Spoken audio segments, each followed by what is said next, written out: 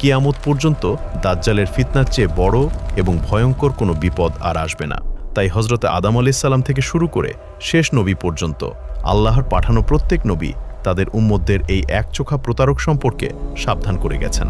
বিশ্বনবী সাল্লাল্লাহু আলাইহি সাল্লাম আমাদের স্পষ্টভাবে জানিয়ে দিয়েছেন, আল্লাহ এমন কোনো নবী পাঠাননি যিনি তার জাতিকে মিথ্যাবাদী দাজ্জাল সম্পর্কে সতর্ক করেননি। তিনি দাজ্জালের একটি বিশেষ শারীরিক বৈশিষ্ট্যের কথা উল্লেখ করে বলেন, মনে রেখো, দাজ্জাল হবে একচোখা, আর তোমাদের মহান রব একচোখা নন। তার দুই চোখের মাঝখানে কপালে স্পষ্ট অক্ষরে লেখা থাকবে কাফির বা অবিশ্বাসী। আশ্চর্যের বিষয় হলো, এই লেখাটি পৃথিবীর প্রত্যেক মুমিন ব্যক্তি পড়তে পারবেন, সে শিক্ষিত হোক বা অশিক্ষিত।